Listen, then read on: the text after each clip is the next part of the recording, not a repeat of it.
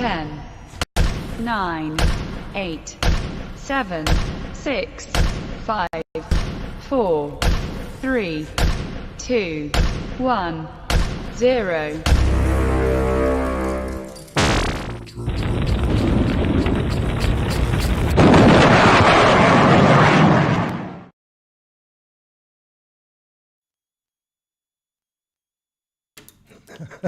All right, how is everybody? I hope everyone's doing well. This is Michael Voss, the Dragon of the Southern Tier, here with you today, talking at the No Soundbites Allowed podcast, of course, on the Exceptional Conservative Network. And we're going to have a good show today. And I'm looking forward to speaking with everybody here.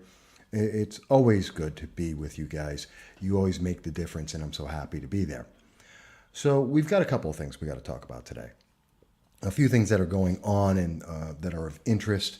And I think let's start off with, first of all, as everyone may be aware, Mueller, Congress is talking with Mueller. They're grilling him about the Barr, Secretary Barr, is being grilled about the Mueller report and trying to get it out. Now, it's already been said it's going to go out. Don't go with the smoke screen about that.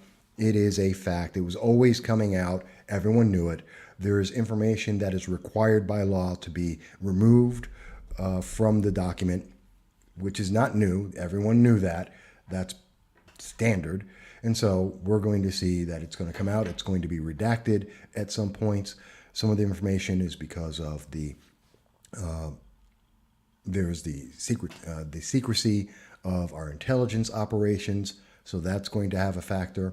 You're going to see that some of the documents are going to be hidden because of the process, and that's just standard. So this is nothing new, but you're going to hear everyone screaming about it. It's not a big deal. We'll wait for the report. The big thing is there is a report coming out in June expected on how did this whole process start. Who started this? What document, which was, of course, the fake dossier that was promoted by the Hillary campaign. This is a fact. And that fake document, that's going to be the thing that's going to be coming out.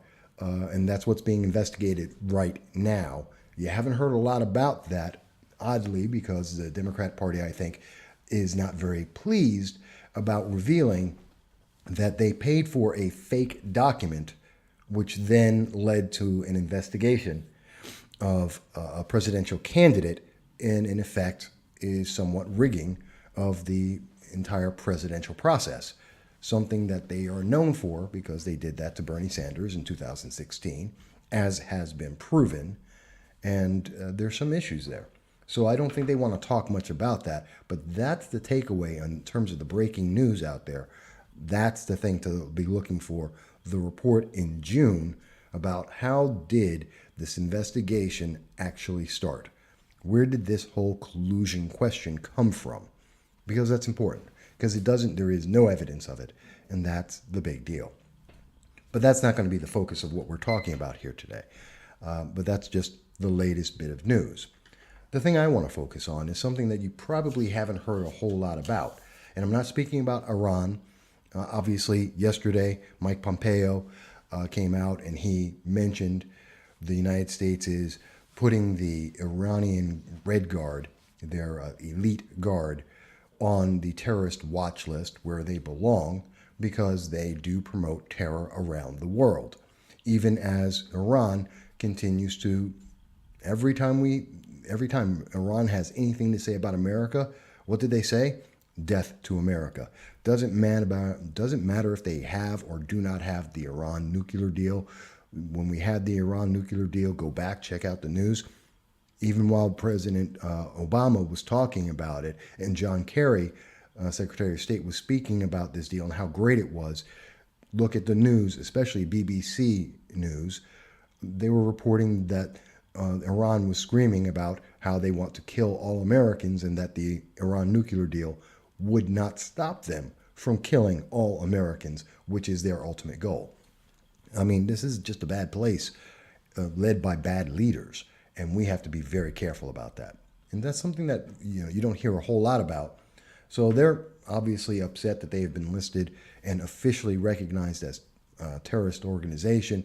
Iran's response was, of course, death to America. Something that you didn't probably hear in the news, and you should have. But again, that is not what I wanted to talk about today. But I do also want to mention one other thing before we get started on the main thing, is on Thursday, April 11th at 1:30, I will have Dr. Paul Nathanson. He is the author of Spreading Misandry. He'll be coming in talking about his book, but also more importantly, he's going to be speaking with us about what's going on in the presidential election. What's going on with the presidential candidates as we see them running around apologizing for being born, apologizing for being men, for being white, for not being the PC perfection that the Democratic Party seems to be leaning for, not being democratic socialists, and not being the perfect gender identity politics kind of candidate, which I think is important that we talk about this, because you shouldn't be. That's not a requirement. Being a certain sex or a certain skin color should never be a qualifying or non-qualifying factor in any election. I don't care what party that you're part of. And the fact that they are really deserves and demands us to speak about this. And what is the impact of this? Not just on the 2020 race, but for America in total. What is the message we are telling men, boys, women, everybody? What are we saying about what it is to be an American as we go forward in this decade? So that being said, what did I want to talk about? What is the big thing that we wanted to speak about? I want to talk about Chicago. Chicago, the news came out, and this is from WGN 9 News out of Chicago. And on April 8th, they reported that over the weekend, this weekend that just passed, my birthday weekend, 24 people were shot, 5 of them fatally, because it was a warm day. Because we had a warm weekend in Chicago, it is notorious that every time there's a warm weekend, Chicago erupts into shootings every single time. And this is from, and you can look it up yourself at WGN 9 News, and you'll see that in their report, they mention that some of the people who were shot, 4 children under the age of 16 were among those who were shot. That's incredible. 4 children. Another 2 other children and 4 adults were shot in another incident. This is crazy. This is crazy. And I bring this up because Chicago is the most regulated, gun, Second Amendment regulated city in the United States. They have every single regulation you could possibly think of and that Democrats have ever asked for. And it hasn't helped make anyone safer. I mean, how bad is it over there? Because let's really look at this, because people don't really get the idea of how bad it is in Chicago. And we really need to have that. In Chicago, according to the Chicago Tribune, which keeps a track week by week of all the people who have been shot, so far, as of April 8th, they reported 481 people have been shot in Chicago. Yes, that is 89 less people than in 2018, but that's not a good number. 481 people puts them higher than in 2013, higher than in 2014, right in line, almost exactly the same as in 2015. Almost, they're very close to where they were last year. Relatively, this is an average year for Chicago. This is the Chicago norm, okay? And if you look at how many people who have actually been murdered in Chicago, how many homicides have happened in Chicago so far this year? 97 people. Again, from the Chicago Tribune, they follow this every week. This is as of Sunday, the 7th. 97 people. Now, the good news is that's 27 less than in 2018. Oh, joy. Except it's more than the number of people in 2013, more than the number of people in 2014. It is essentially the exact same as in 2015. Again, this is an average year in Chicago. And this is the city that is known for having the most gun control in the nation. And that should tell you something right there. And this is why you don't hear about Chicago in the news. This is why you don't hear politicians quoting anything about Chicago and the success there. The reason why is there is no success in Chicago. There is no success in gun control. It doesn't work. And I'm not saying this because I think we should have no gun control whatsoever. That's absolutely false. That's not true. We need gun control. Well, let me rephrase that. Not gun control. We need to address the key and core issues that affect people being murdered with firearms. And we need to be honest about it. We need to actually pay attention to what the real numbers are and what are the real effects.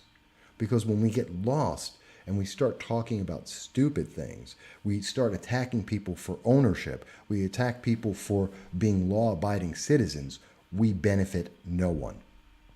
No one wins in that scenario. And that's a problem. And we have to address that problem. Because if we don't, it just fails. Everything goes wrong. So let me explain what I mean about this. When we look at what's going on with the various gun laws, and I bring up a couple of cases for this, we're told you're going to be safer. If we pass, in particular, the red flag legislation, if we pass more gun control, if we make safe storage laws, if we make it harder for law-abiding citizens to be able to have a firearm, you're going to be safe. This is the lie. And I know it's a lie. If you remember, it was back on January 23rd of this year in New York State, as the New York State government under Governor Cuomo was going out there, and and you can go to my website, Voss Political Commentary, and you'll be able to see this. The article was New York State Gun Law versus Islamberg Bombing Plot. And if you check that out, you'll see that on the 23rd, as Governor Cuomo, as the New York State single-party political government, decided to go out and create more gun laws and more restrictions on law-abiding citizens, the result was, very simply, that 4 kids under the age of 20 were making bombs to kill people in Islamberg, New York.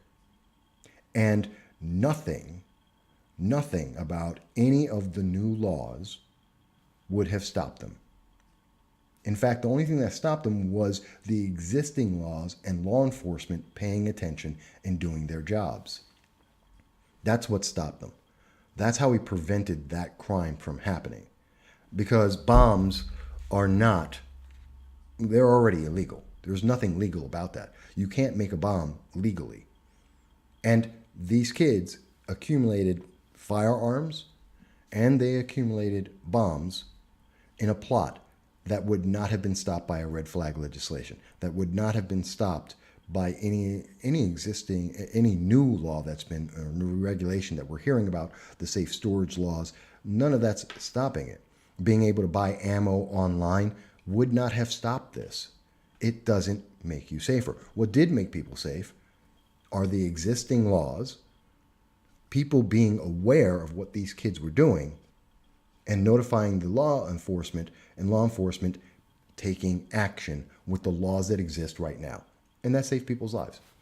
But you'll say to me, well, Mike, that's just isolated. That's not accurate. That's only just one case. And that's not true. That's not true. Because, let's take a look at it. According to the Wall Street Journal, in another highly unreported article, and again, just like the Islamberg, there's very little information about this. Almost no one heard about this law, about this incident in Zlomberg. You don't hear that on the national news. Guess what you also don't hear on the national news? That a man was arrested for plotting a terror attack in the Washington, D.C. region, actually at National Harbor in Maryland, which is where CPAC 2019, which I attended, was there. And you saw my coverage. You can see the Ferris wheel that's just outside of the convention center where I was at, and doing a live broadcast and speaking with people with interviews. And you can see that in some of the images that I have that I've done on this, and you can see it in the coverage that we were speaking about in that same area, a highly active convention center for Washington, D.C., with politicians, politicos, pundits, all being involved in that area on a regular basis, as well as regular innocent citizens walking around, just living their lives, vacations, working. This is what he was going to do. There was going to be a bomb. He wasn't going to use a bomb. He wasn't going to use a gun. He couldn't get a gun. He didn't drive. So what did this lunatic decide to do? Well, according to the Wall Street Journal and all the major news media, the answer is this insanely crazy individual decided he was going to go and do exactly what was done in Nice, France.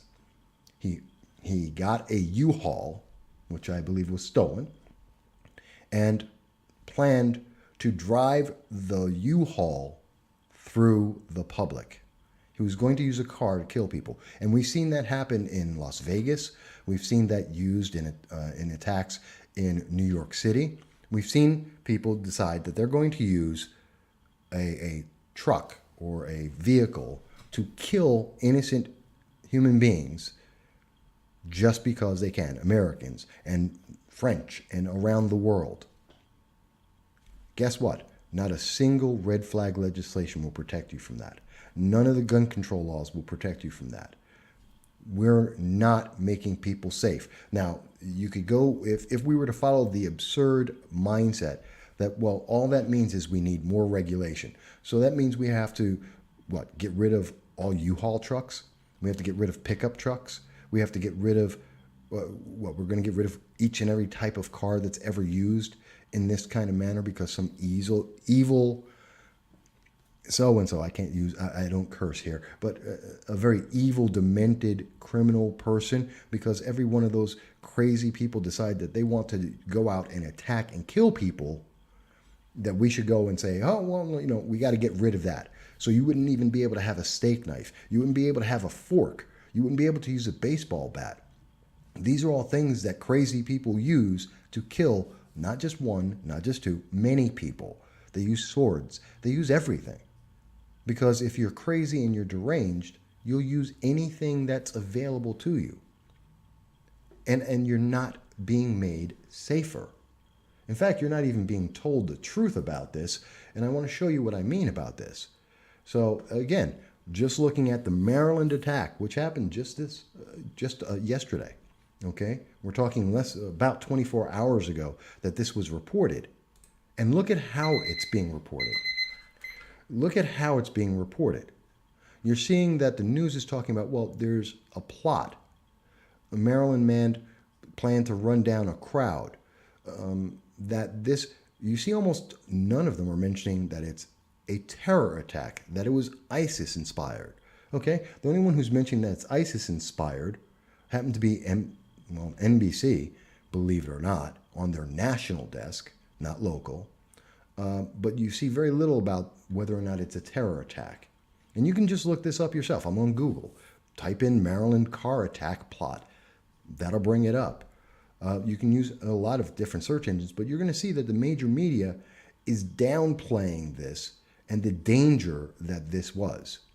They're downplaying this because if we mention that crazy, deranged people will not be stopped just because someone says, well, we're going to punish legal, law-abiding citizens, then all of the gun control laws go out the window. And the plan to take your firearms, and they are taking your firearms. This is all about taking your ability to defend yourself from the government. That's what this is. That's what the red flag legislation is about. That's what the Safe Storage Act is about. That's what H.R. 686 and in the Senate S59 are about.